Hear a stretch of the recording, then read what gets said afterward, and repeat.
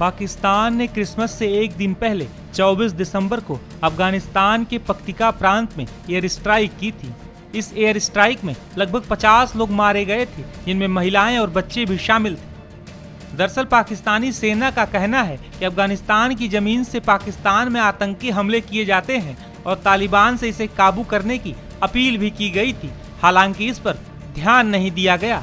इसी वजह से पाकिस्तान ने अफगानिस्तान में आतंकी ठिकानों को निशाना बनाया है। हालांकि तालिबान ने दावा किया है कि इस हमले में आम लोग मारे गए हैं। पाकिस्तान ने जहां हमले किए हैं वहां के लोगों का भी कहना है कि पाकिस्तानी हमले में केवल निर्दोष लोग मारे गए हैं। महिलाओं और बच्चों सहित हताहतों की संख्या दुखद और दिल दहला देने वाली है।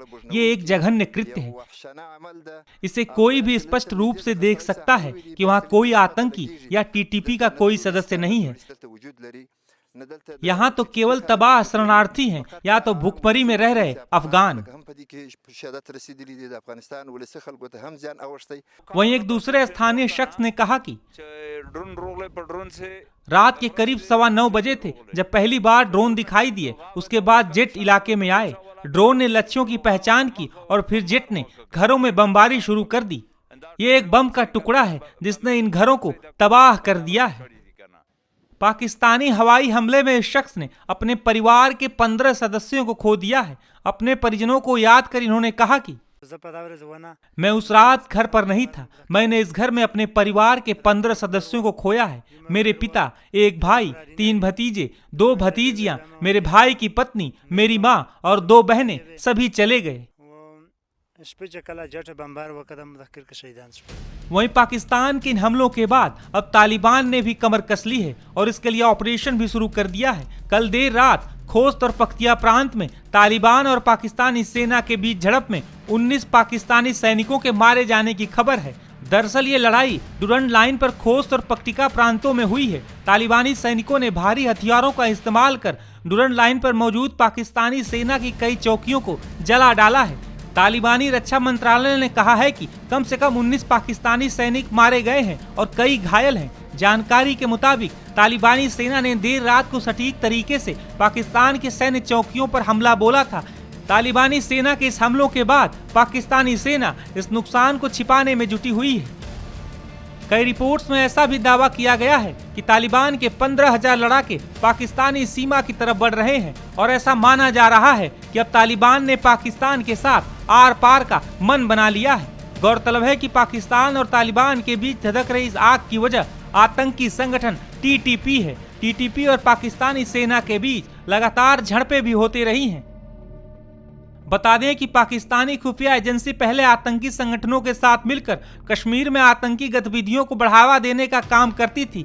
हालांकि अब आतंकी संगठन टीटीपी ने पाकिस्तानी सेना और सरकार की नीति को हराम कर दिया है। गौरतलब है कि टीटीपी का सरगना नूर वली महसूद है, जो अक्सर पाकिस्तानी सेना को धमकाता रहता है। वहीं पाकिस्तान का कहना है कि टीटीपी के आतंकी तालिबान के संरक्षण में अफगानिस्तान में पल रहे हैं। वहीं तालिबानी सरकार का कहना है कि आतंकी पाकिस्तान की ही जमीन पर हैं। दरअसल पाकिस्तान ने इस साल दूसरी बार अफगानिस्तान के अंदर आतंकियों के ठिकाने पर हवाई हमला बोला है। दरअसल टीटीपी की स्थापना साल 2007 में हुई थी। टीटीपी एक ऐसा संगठन है जिसके तले कई कट्टरपंथी गुट स्वतंत्र होकर पाकिस्तान के अंदर काम कर रहे हैं।